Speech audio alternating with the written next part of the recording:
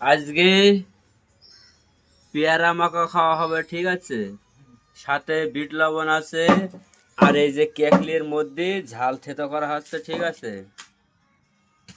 কেকলির মধ্যে সর্ষে বাটা আছে, তারপর কাঁচা ঝাল আছে, আমাদের এই যে বিট লবণ, আর এই যে আমাদের পেয়ারা, ঠিক আছে।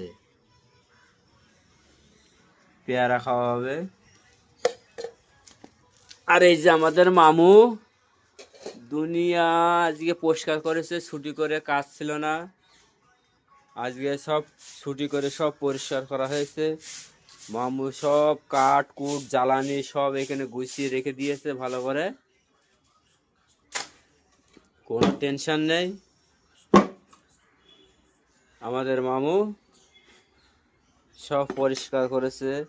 এই দেখো মামুর কত কাজ হাতে।